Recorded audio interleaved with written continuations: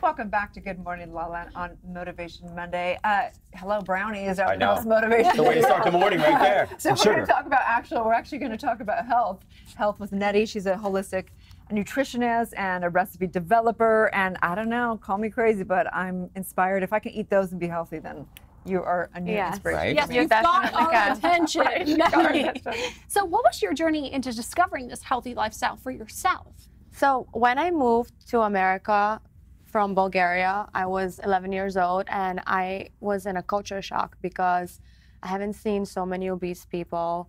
I haven't seen so much processed food, you know, like a Hot Pocket or frozen mac and cheese, Pop-Tarts. We didn't really have stuff like that in Bulgaria. I didn't grow up on that. I always grew up on home-cooked meals or going out to dinner and having fish and salads and some veggies on the side, you know? So it was shocking for me, and I think that's where everything started. And even since middle school and high school, like I would have my friends over and we would cook dinner. And then I decided to study nutrition and turn it into a business that I love. So you know those are fighting words for Jasmine, Pop-Tarts. Yeah. That's our thing. Those are fighting words. Talking about our studio. I have something better for you. Okay. So what are some of like the key ingredients, not only in these brownies, but in the recipes that you really like to share with your followers? So I stay away from gluten right now and dairy-free, refined sugar-free, just like these brownies here. They're made with zucchini and almond flour. And instead of using sugar, I have used monk Wait, fruit. I didn't even know that you could have zucchini flour. This is something new. No, so it's not. So you basically take 2 zucchinis, you grate them, and then you squeeze out the water, and it forms like a ball. And then with that, you mix the almond flour. So it's not zucchini flour, it's almond flour. Okay. But you can actually I didn't see know there's the almond zucchini flour either. sticking out She there. lives on Yeah. another planet. This is unreal. What I also love is that you offer kind of restaurant guides and hacks, because that is one of the biggest problems, especially for me, is I don't usually cook at home. One, I don't enjoy it, and two, I'd rather be out on the town. But eating healthy, it can be really difficult, especially when you're putting yourself in the restaurant setting. So what are some of your advice? So that is one thing that I actually work with clients, because they say, I'm afraid to go out because I'm on a diet. And that's just so bizarre to me, because you can eat out. I mean, I eat out probably 5 times a week. You know, I travel a lot. I go out with my friends a lot. I have a social life, and I'm not going to let that get in the way. So some of my favorite tips are always skip the bread basket. Before it even hits your table, man. just say, no bread, you know, and don't be afraid to ask for substitutions. I do that all the time. If I see something on the menu that I like, but it's not in the salad, for example, I'll ask them to add it. You know, if there's a grilled asparagus as a side, I'll ask them to add that into my salad.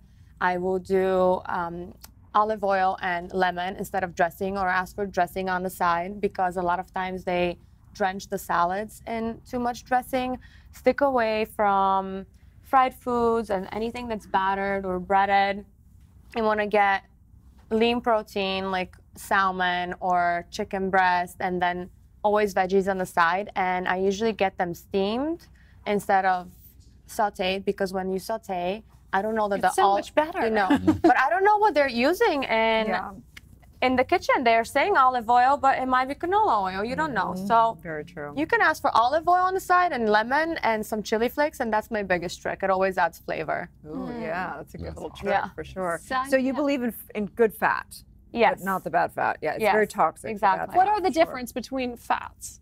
Well, so for example, people would be afraid to eat an avocado toast. And, you know, I think if you are trying to lose weight, you should definitely watch how much of it you're having. You know, today I ordered an avocado toast for breakfast, and they brought 2 pieces of toast with half an avocado on each, which is too much.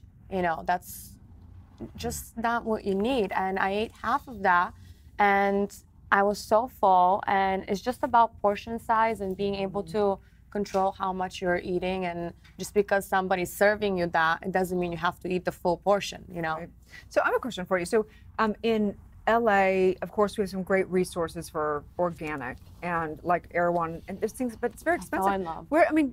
I mean, this is the challenge I think of all this is where do people find the organic food and be able to afford it? Is there any tricks you have around that? Yeah, so I think that you can stick to the Dirty Dozen and Clean 15, and you can find this online, the exact list. What is that? I don't know the exact.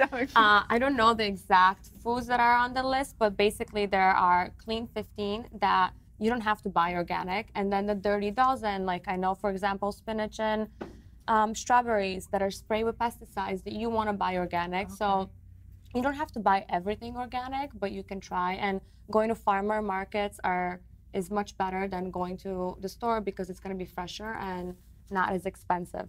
I love that. Yeah. I've never heard that ever. What about frozen fruits, like in frozen veggies? Is So that, I hear conflicting. I think frozen fruit and vegetable is a great option because they are packed at their peak and it's also not as expensive and the quality is just as good. Awesome. And perfect to add to soups, frozen veggies, or if you have some frozen fruit, throw in smoothies in the morning. I love that. Where can people find you? And tell us about these brownies right here. Oh my God. There's a lot of brownies. So we'll have some brownies at the end of the show, for sure. For sure, yeah. We don't want to get messy now. Right? But tell us about them. How did you make these? So I've made them with, like I said, zucchini, almond flour.